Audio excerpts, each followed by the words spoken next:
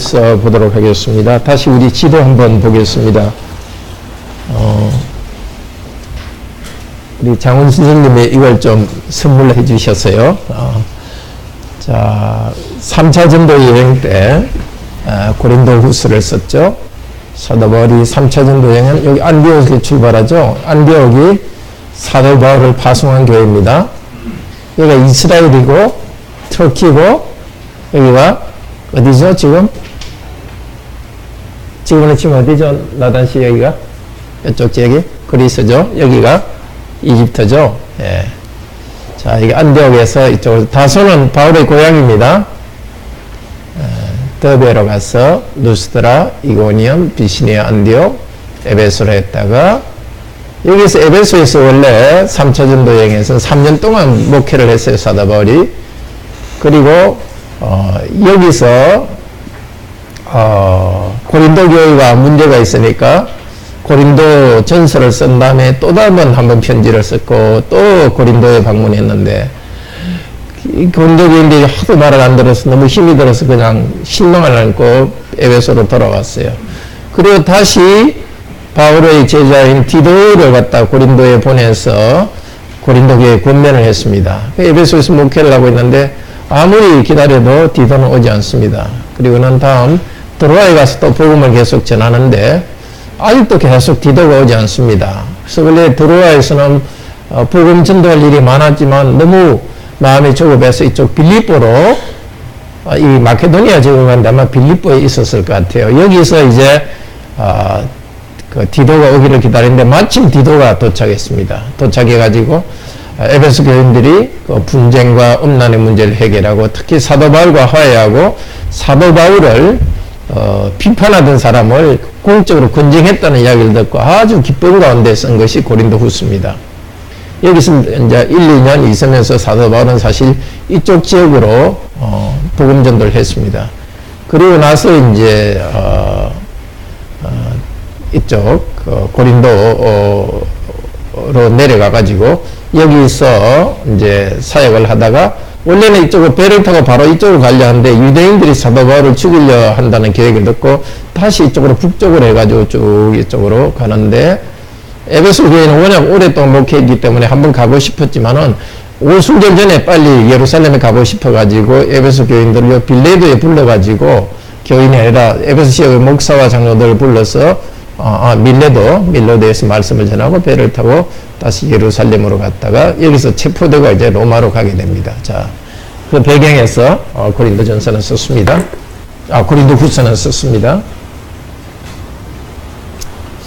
지도 나눠준 거 있죠? 그걸 가능한 그 책에 넣어놓고 성경책에 넣어놓고 자꾸 보시기를 바랍니다. 자, 고린도 후서는 세 부분으로 이루어지고 있다 그랬죠? 직분에 관한 가르침인데 1장에서 7장이 사도의 직분에 대해서 8장에서 9장은 성도들이 하는 헌금의 직분에 대해서 그리고 10장에서 13장은 다시 사도의 직분에 대해서입니다. 오늘은 10장에서 13장 사도 바울 자신이 자신의 직분에 대해서 말한 것을 듣도록 하겠습니다. 우선 제목은 바울의 10장은 사도된 자격. 그것은 뭐냐 하면 겸손과 온유로 복음을 전하고 권징을 했습니다. 그리고 사도의 또 다른 자격은 하나님이 주신 범위 안에서 여기저기 다니지 않고 하나님이 주신 범위 안에서 일했습니다. 자, 10장 1절에서부터 보면은 고린도 교인들이 사도 바울을 어떻게 비난했느냐, 이 1절에 보면은, 자, 한번 읽어볼까요? 10장 1절. 너희를 대하여 대면하면 겸비하고 떠나 있으면 담대한 나 바울은 이제 그리스도의 온유와 관용으로 너희에게 권하고. 이 고린도 교인이 한 말이에요. 만나서 대면하면 직접 보면 사람이 굉장히 아주 겸손한데 떠나 있으면 굉장히 담대하다. 이게 무슨 뜻이냐 하면은 9절에 10절에 있는 것과 같은 말이에요. 10절에 뭐라 그러냐면 저희 말이 그들이 어떻게 말하냐면 10장 10절에 보면 편지들은 중하고 힘이 있으나 몸으로 대할 때는 약하고 말이 시원치 않다. 이렇게 바울을 비난한 겁니다. 편지를 보면 아주 힘이 있고 막 책망도 하는데 만나보면 사람이 이렇게 아주 온유하고 시원치 않다는 겁니다. 사도 바울이 왜 그랬을까요? 어쨌든 부드러운 마음으로 교인들을 변화시키기 위해서 만나서는 부드럽게 하고 멀리 떨어져 있을 때는 담대하게 했습니다.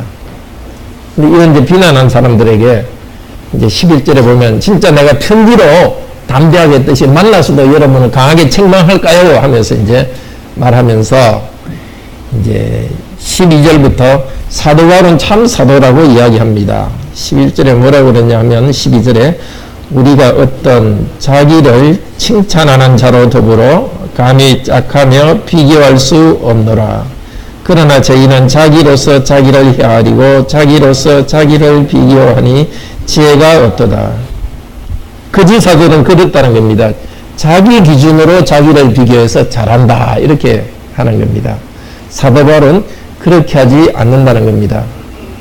그 사람들과 바른 사도 바울의 자세는 어떤 자세나 우리 13절도 같이 읽읍시다. 그러나 우리는 분량 밖의 자랑을 하지 않고 오직 하나님이 우리에게 분량으로 나눠 주신 분량의 한계를 따라 하노니 곧 너희에까지 이런 것이라. 자, 분량으로 나눠 주신 분량의 한계. 이건 뭐냐면 사도 바울 너는 이곳에서 전도하라. 성령께서 이렇게 정해준 것이 있습니다. 그 안에서 복음을 전했다는 겁니다. 그런데 거짓 사도들은 사도 바울이 개척한 교회에 와가지고 자기들이 그냥 분량 밖으로 그것이 자기들이 복음 전도해야 될 것인 것처럼 그렇게 한다는 겁니다.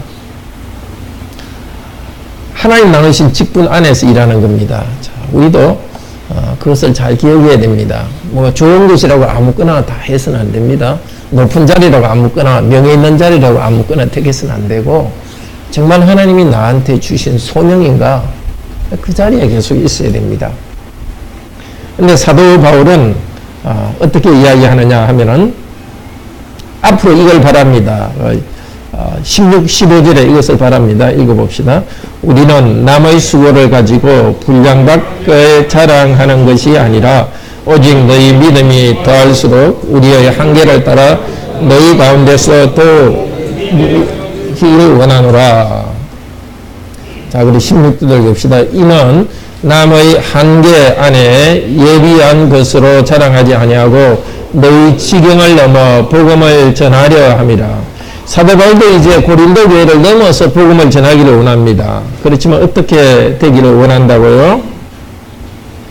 고린도 교인들이 성장해가지고 이게 15절에 보면 너희 믿음이 자랄수록 고린도 교인들이 믿음이 자라고 또 재정적으로 후원할 수 있는 것을 따라서 다른 지역에까지 복음을 전하게 되기를 원한다는 겁니다.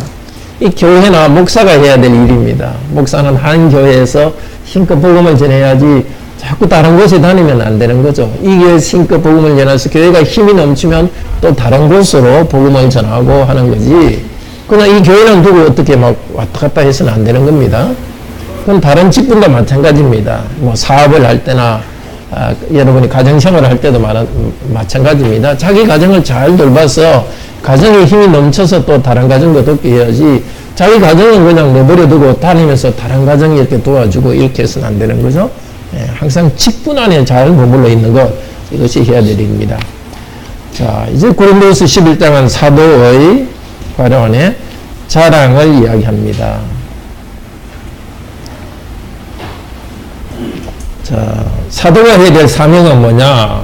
사도의 사명은 우리 2절 같이 읽읍시다.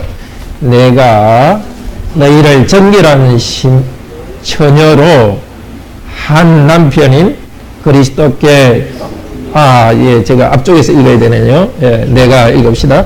내가 하나님의 열심으로 너희를 대하여 열심 내노니 내가 너희를 정결한 처녀로 한 남편인 그리스도께 드리려고 중매함이로다. 이게 사도 바울은 아버지고 고린도 교회 전체는 순결한 처녀로 비유합니다. 이 중매라는 게 요즘 중매가 아니라 이렇습니다. 옛날에 이스라엘에서는 약혼한 어떤 사람이 약혼하면 정혼이라 그러죠.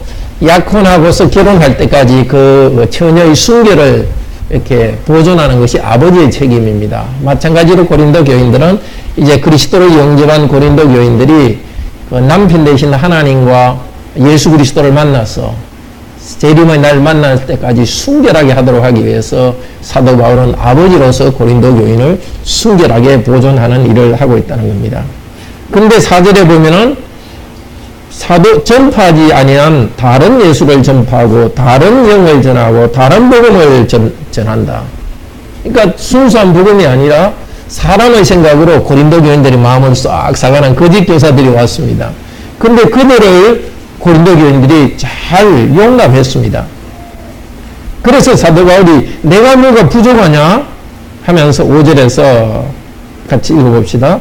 내가 지극히 큰 사도들보다 부족한 것이 조금도 없는 줄 생각하노라.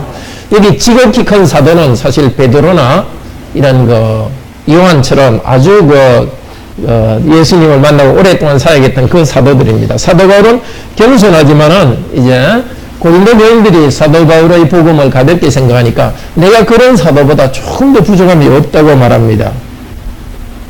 그런데 왜 사도 바울이 무시를 당하느냐? 7절 읽어봅시다. 내가 너희를 높이려고 나를 낮추어 하나님의 너에게 전함으로 죄를 지었느냐?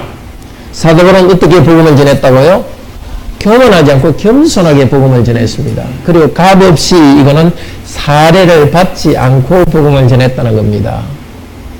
그럼 내가 죄를 지었느냐 하고 굉장히 지금 고린도 교인을 책망하면서 말하고 있습니다. 여기 그 9절에 폐를 끼치지 않기 위해서 이 폐라는 것도 원래 또 9절에 누를 끼친다, 폐를 끼친다. 이 전부 다 경제적인 부담을 주지 않는다는 뜻입니다. 그냥 추상적인 게 아니라 구체적으로 경제적 부담을 주지 않으려고 복음을 전했다고 합니다. 그런데 거짓 사도들을 교인들이 용납했습니다. 그것을 보고 사도 바울은 뭐라고 이야기하느냐? 13절 같이 읽어봅시다. 13절 저런 사람들은 거짓 사도요 괴율의 역군이니 자기를 그리스도의 사도로 가장하는 자들이라. 이 성경의 괴율이라는 것은 거짓이라는 뜻입니다. 거짓 사도인데 그리스도의 사도로 가장합니다. 왜 그런 일이 있느냐? 이것이 이상한 일이 아닌데 14절 여러분 잘 아는 이야기죠. 읽어봅시다. 이것이 이상한 일이 아니라 사단도 자기를 광명의 천사로 가장하느니라. 자, 이걸 잘 기억합시다. 사탄이 올 때에 머리 뿔을 달리고 나는 사탄이라 하고 딱 글 써가지고 오는 게 아닙니다. 굉장히 밝은 빛을 가장해서 선한 것처럼 가장해서 옵니다. 사탄은 보지 못하지만은 사탄의 길을 따르는 악한 자들이 그렇습니다. 사탄과 악한 자들이 올 때에 그 더러운 것을 오지 않습니다. 아주 아름다운 우정, 맑은 생각 이런 걸 가장해서 옵니다. 실제 교인들 중에 이렇게 유혹에 넘어진 사람들 보면은 나쁜 사람들한테 어울려서 그렇게 된 게 아닙니다. 겉으로 보기에는 굉장히 선한 사람, 교회를 잘 섬기는 듯하고 참 맑은 듯하고 이런데 안에는 다른 거 악한 것을 감추져 있는 겁니다. 그러니까 우리 성도들은 좋아 보인다고 이렇게 줄줄 따라가면 안 됩니다. 항상 영적 분별을 가져야 됩니다. 자, 사도 바울은 거짓 사도는 자기 자신을 자랑합니다. 사도 바울은 뭘 자랑하느냐? 17절에 하도 거짓 사도들이 엉뚱한 걸 자랑하니까 나도 자랑하겠다고 말합니다. 17절 읽어봅시다. 내가 말하는 것은 주를 따라 하는 말이 아니니 오직 어리석은 자와 같이 기탄 없이 자랑하노라. 나도 시험도 한번 자랑해 보겠다 하면서 지금 자랑합니다. 그러면서 우선 거짓 사도들과 자기를 비교하는데 거짓 사람들은 육체를 따라 자랑하는데 어떻게 해요? 10절에 보면 종을 삼거나 잡아먹거나 20절에 자고하거나 뺨을 칠지라도 너희는 용납하구나. 그때도 있지만 요즘도 있는 일입니다. 목사나 가르치는 사람이 진짜 뺨을 때리고 잡아먹듯이 뭘 막 이렇게 탈취해가는데도 거기에 따라가는 사람들이 있습니다. 그게 먼저 이단들이 하는 일입니다. 자기 가정 다 팔고 진짜 뭐 욕다 이러는데 그런 사람한테 사람들이 따라가요. 왜 그러느냐? 엉뚱한 카리스마에 끌리기 때문입니다. 하나님 복음 말씀에 끌리는 게 아니라 뭔가 있어 보이고 뭔가 확실해 보이니까 그런 데 끌려가는 겁니다. 근데 사도 바울은 내가 한번 자랑해 볼까 하면서 나도 자랑할 것이 있다 하면서 22절부터 나도 유대인이고 아브라함의 씨다 이렇게 자랑하다가 진짜 사도 바울은 뭘 자랑하느냐? 23절 읽어봅시다. 23절 저희가 그리스도의 일꾼이냐 정신없는 말을 하거니와 나도 더욱 그러하도다. 내가 수고를 넘치도록 하고 옥에 갇히기도 하고 더 많이 하고 매도 수없이 맞고 여러 번 죽을 뻔하였으니 이 정신없는 말을 하거니와 이것은 사도 바울이 나도 미친 체하고 내 자랑해보겠다 하면서 지금 약간 조금 풍자하면서 하는 말입니다. 거짓 사도들도 자기는 수고를 넘치게 한다고 하지만은 그 사람들은 자기가 뭘 잘한다고 자랑해갖고 뭔가 뺏어갑니다. 교인들로부터. 근데 사도 바울은 수고를 넘치게 하고 24절에 보면 39대 매 맞는 것을 5번이나 매 맞았고 유대인들에 매 맞은 겁니다. 35절에 3번 태장으로 맞고 이건 로마의 그 태장입니다.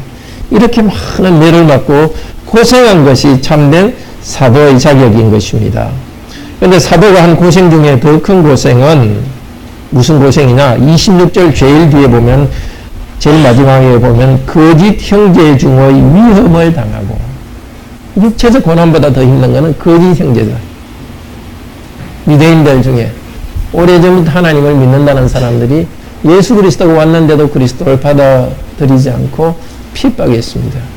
우리 성도들에게도 사실 제일 큰 고난이 육체적 어떤 고난보다도 관계의 고난입니다. 가족끼리의 관계나 성도들끼리 이런 같은 형제라 하면서 이런 고통이 있는 것. 사도 바울은 어떻게 했다고요? 참고 나갔습니다. 그리고 더 큰 고난은 28절에 보면은 모든 교회를 위하여 염려하는 것. 교회가 이렇게 성도들이 참 믿음이 흔들리고 힘들 때 그것 때문에 염려하는 것. 우리 성도들도 그렇지 않습니까? 가족이 정말 힘들 때, 믿음이 흔들릴 때 그 깊은 고통이 있는 것입니다. 자, 이것이 사도됨의 참된 자격입니다. 그리고 12장에서 사도 바울은 자기의 약함에 대해서 계속 이야기합니다. 건강의 과로원의 약함과 경제적 어려움을 통해 나타나는 복음의 과로원의 능력 그리고 회개의 필요성.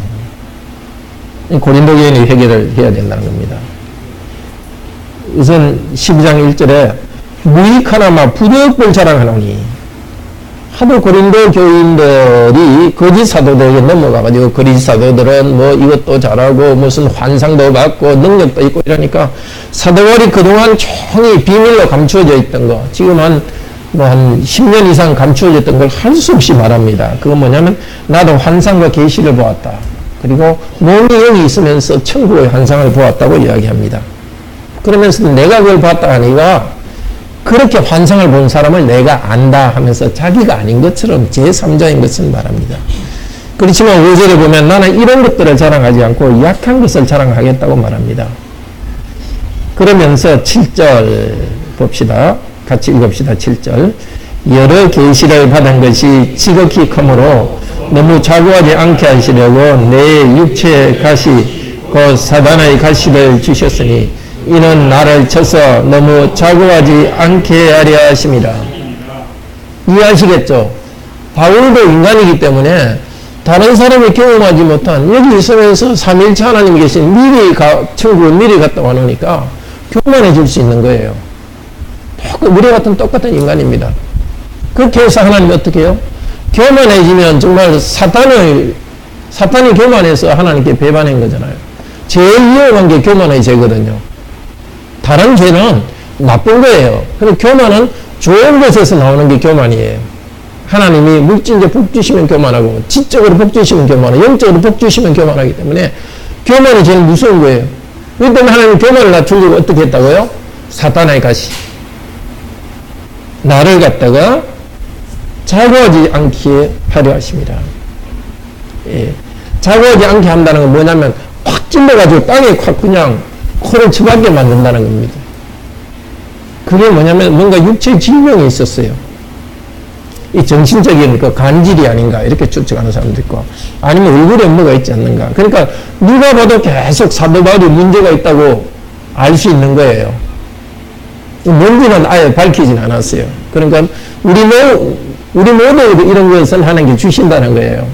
하나님께서 특별히 은혜를 주신 분들은 교만할까 봐서 이걸 계속 하나님께서 막 머리를 쫙쫙 물려는 거예요. 8절에서는 사도 바울이 이걸 떠나기를 병을 고쳐달라고 계속 기도했는데 하나님 응답이 무엇이었습니까? 9절 읽어봅시다. 내게 이르시기를 내 은혜가 내게 족하더라. 이는 내 능력이 약한 데서 온전하여 짐이라 하신지라.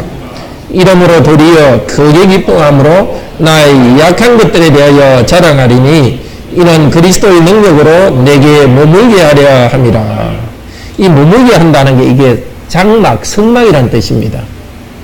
내 육체가 그리스도의 성막처럼 영광스럽게 되는 것은 내가 약해지는 걸 통했습니다. 기도할 때 하나님 예수님이 뭐라고 그랬다고? 내 은혜가 내한테 족하다. 이미 풍성하다는 거예요.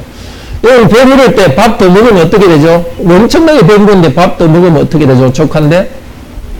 배탈 나서 더 안 좋죠. 이 은혜가 족한데 더 좋은 걸 주면은 배탈 나는 거예요. 내 능력이 내가 약한 데서 온전해진다. 이게 중요합니다. 우리는 내가 다 갖추어야 내가 뭐 잘할 것 같은데 그렇지 않아요. 우리의 약한 것이 있는 것 가운데서 그리스도의 능력이 나타나고, 그래서 종합적으로 내가 이 땅에서 더 성취할 수 있게 되는 거예요. 인격적으로도 그러고. 이건 내가 모든 걸 갖추어야 뭐 된다고 이 생각하는 것은 하나님의 뜻이 아닙니다. 물론 내가 필요한 걸 하나님께 기도하지만 하나님께서 우리한테 말해 주십니다. 됐다. 너는 그 정도로 충분하다. 그래서 사도 바울은 어떻게 한다고요? 기뻐함으로 자랑한다. 무엇을? 약한 것을 기뻐하고 자랑합니다. 우리 믿음이 그런 단계로 나아가야 됩니다. 네. 하나님 복 주신 것만 감사한 게 아니라 고난 주신 가운데 나에게 더 큰 은혜 주신 것을 감사하기를 바랍니다. 자, 그리고 사도 바울은 11절에서 18절 교묘하게 돈을 요구하였던 것에 대해서 변호를 합니다. 계속해서 내가 폐를 끼치지 아니하기 위하여서 12장 13절, 이 폐라는 것도 돈을 경제적 부담을 주지 않는다는 겁니다. 14절에 앞으로도 내가 너희를 방문하더라도 너희한테 폐를 끼치지 않겠다. 경제적 부담을 지우지 않겠다고 합니다. 그런데 고린도 교인들이 사도 바울을 어떻게 비난했느냐? 16절 읽어봅시다. 내가 너희에게 16절 내가 너희에게 짐을 지우는 것 아니하였을지라도 공개한 자가 되어 게을로 너희를 취하였다 하니, 이렇게 사도 바울을 비난했습니다. 공식적으로 사례를 안 받았지만은 공개한 자가 되어 사람이 굉장히 간사해가지고 게을로 거짓으로 돈을 가져갔다 이렇게 비난했어요. 교인들은 뒤로 살짝 해가지고 돈을 가져갔다는 거예요. 참 사람들이 얼마나 악한 줄 아시겠죠? 그렇게 헌신적으로 교회를 섬겼는 사도 바울을 보고서 이렇게 말을 지어내는 거예요. 근데 역사적으로 사도 바울에 이런 일이 있었다는 것은 정말 성실하게 하나님을 섬기는 직분자들에게도 계속 이 일이 있다는 증거예요. 사단은 거짓을 만들어내기 때문에 성도들 가운데서도 거짓의 영에 사로잡히면 있지도 않은 걸 자꾸 만들어내는 거예요. 캘빈도 마찬가지입니다. 캘빈 시편 주석 서문에 보면은 너무나 많은 고통을 당했는데 교인들로부터 고통을 많이 당했다 하는데 똑같은 이야기를 합니다. 캘빈이 책을 많이 써서 돈을 많이 벌었다고 교인들이 그렇게 비난을 했어요. 그러니까 그런 우리 교인들에 대한 소문이 있을 때, 혹은 또 목사나 교회 직분자에 대한 어떤 나쁜 소문이 있을 때 그걸 듣고 자꾸 말을 옮기면 안 됩니다. 다 그만둬야 되는 거예요. 사실일 수도 있다 하더라도 기도하고 그것이 없어지도록 해야지 그렇다더라. 그래서 사도 바울은 자기는 그렇지 않았다고 변호를 합니다. 그리고서 21절에서 20절 21절에서 고린도 교인들아 거짓말을 만들어내서 나를 비난하지 말고 너희들이 회개하라 이렇게 합니다. 뭘 회개하라 하느냐? 20절에 보면은 어떤 걸 회개하라고요? 다툼과 20절에 시기와 분내와 분냉과 당짓는 것과 중상과 수근수근하는 것 거만한 것과 어지러운 것. 한마디로 뭐예요? 이기심, 야망 때문에 서로 비난하고 다투는 것. 이 고린도 교회의 문제였어요. 우리에게도 마찬가지입니다. 제일 큰 문제가 자기 야망입니다. 자기를 잘 드러내고 싶기 때문에 다투기도 하고 또 다른 사람을 돕지도 않습니다. 또 다른 문제는 21절 마지막에 보면 더러움과 음란함과 호색이네. 전부 성적인 겁니다. 이 두 가지 문제가 고린도의 큰 문제였어요. 탐욕 때문에 물질적으로 서로 싸우는 것과 성적인 쾌락 문제. 이거 우리 시대에도 큰 문제입니다. 자, 우리도 뭔가 다른 사람이 문제 있다 이런 소문이 날 때 그런 소문 옮기지 말고 자기 스스로 회개하도록 합시다. 13장에서는 더 구체적으로 사도 바울이 이야기합니다. 13장 사도들 괄호 판단하지 말고 자신을 돌아보아 괄호 단련되어 선한 삶을 살라고 합니다. 13장 앞부분에서 뭐라 이야기하느냐, 이제는 너희한테 가면 내가 그냥 두지 않겠다. 그냥 두지 않겠다. 우리 3절 같이 읽읍시다. 13장 3절. 정보를 너희가 구함이니 저가 너희를 향하여 약하지 않고 도리어 너희 안에서 강하시니라. 사도 바울이 당신이 그리스도의 종이란 증거를 보이십시오 말하는데, 사도 바울이 그리스도가 너희 가운데 강한 것을 보이겠다. 이건 무슨 뜻이냐면은, 지금까지 내가 그리스도의 종으로서 연약하게 생겼지만 이제는 강하신 그리스도의 모습을 너에게 보이겠다. 무슨 말입니까? 가서 이제 책망하겠다는 겁니다. 그러면서 고린도 교인들에게 뭐라 그러냐, 중요한 말을 하는데요. 5절 읽어봅시다. 너희가 믿음에 서 있는가? 너희 자신을 시험하고 너희 자신을 확정하라. 예수 그리스도께서 너희 안에 계신 줄을 너희가 스스로 알지 못하느냐? 그렇지 않으면 너희가 불의한 자니라. 이 확정하라. 확정하라는 도키마조인데요. 헬라어로. 도키마조가 무슨 뜻이라 했죠? 연단받는다. 건강석을 단련한다는 뜻입니다. 그리스도인은 죄 용서만 받는 것이 아니라 고난 가운데 죄를 회개하면서 단련되어야 되는 거예요. 야무져야 되는 거예요. 건강석처럼 단단해야 되는 겁니다. 죄에 넘어지지 않고 단단하게 되라 합니다. 근데 오늘 단련되라, 이 도키마조라는 말이 여러 번 쓰입니다. 3절에 증거라는 말도 이게 도키마조 단련입니다. 5절에 검정, 확정이라는 말도 그렇지만은, 너희가 불의한 자다. 이것도 확정되지 않는 자라는 뜻입니다. 6절에도 불의한 자 두 번, 이것도, 단련되지 않는 자라는 뜻입니다. 어원이 똑같습니다. 또 7절에 연단되지, 불의한 자다. 이것도 단련되지 않는다는 겁니다. 7절에 옳은 자. 전부 다 단련입니다. 그러니까 단련되라. 그리스도는 그래야 됩니다. 자꾸 힘들게 있다가 넘어지는 게 아니라 우리는 탁 단련돼야 되는 겁니다. 회개하는 데서 출발하고 고난 가운데서 단련되기를 바랍니다. 사도 바울은 이렇게 편지로 책망하는 이유는 만나서 너희들에게 참 편한 축복을 전하기 위해서다 하고 해서 13절 마지막으로 인사로 축복합니다. 읽어봅시다. 주 예수 그리스도의 은혜와 하나님의 사랑과 성령의 교통하심이 너희 무리와 함께 있을지어다. 이렇게 참 풍요롭게 축복합니다. 우리도 사도 바울의 심정을 가져야 되겠습니다. 이렇게 말도 안 듣고 사도 바울한테 거짓말을 만들어내서 비난하는 사람들한테 후하게 그리스도 안에서 축복해 줍니다. 참 우리가 다 죄인들이고 우리 성도들도 가족도 죄인입니다. 그 죄를 가지고 자꾸 정죄하는 자리에 있으면 해결되지 않습니다.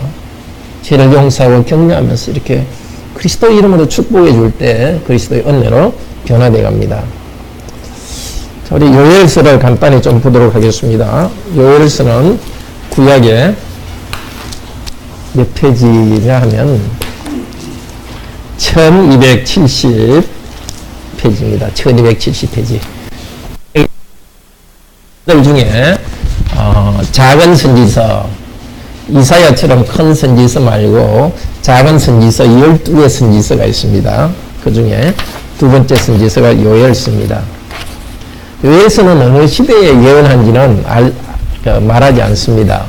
그래서 어느 시대나 이 말씀을 듣고 회개하도록 우리를 가르치기 위해서입니다. 우선 그 요엘서의 구조라는 걸 한번 볼까요? 옛날에는 이게 성경이 듣는 성경이었기 때문에 이렇게 구조가 이렇게 잘 짜여 있습니다. 1장에서 2장 17절은 하나님의 백성에 대한 여호와의 심판과 회개를 하라는 것이고, 그 다음에 2장 18절부터 두 번째는 하나님의 백성에 대한 회복의 날과 이방에 대한 심판을 이야기합니다. 대조가 되죠? 앞쪽에서는 하나님 나라에 대한 심판을 이야기하고 회개하라 그러고, 뒤쪽 부분은 이방에 대한 하나님 백성에 대한 회복과 이방에 대한 심판을 이야기합니다. 앞쪽 부분도 보면 잘 짜여져 있어요. 1장 시작은 A가 통곡하고 회개하라 이렇게 말하고, 2장 뒷부분은 통곡하고 회개하라 이게 같이 반복돼요. 그래 가운데에는 하나님의 백성에 대한 심판의 날을 B1, B2로 나와 있어요. 이 샌드위치 구조고 대칭 구조를 할 수 있죠. 그렇죠? 그 다음에 두 번째도 C1, C2에서 여호와께서 이스라엘을 회복한다고 말해요. C1에서. 그리고 제일 뒷부분에도 하나님 백성을 회복한다 이야기하고, 가운데 3장 1절에서 16절은 이방에 대한 심판을 한다 이렇게 하고 있습니다. 자, 요엘서 1장은 교회를 향해 통곡하며, 교회를 향해서 하나님께서 말합니다. 선지자가 말합니다. 통곡하며 회개하도록 초대합니다. 그때에 1장 4절에 보면 큰 재난이 일어났습니다. 메뚜기가 와서 곡식을 다 먹어버렸고, 또 다른 벌레가 와서 먹어버렸고, 벌레가 먹어서 흉년이 났습니다. 통곡하고 회개하라고 말합니다. 그리고 2장에서도 이제 심판이 왔다. 심판을 선언하고 괄호 안에 회개를 촉구하고 구원을 약속합니다. 그것이 2장의 내용입니다. 회개할 때 하나님께서 축복을 내려주십니다. 하나님 내려주실 축복은 2장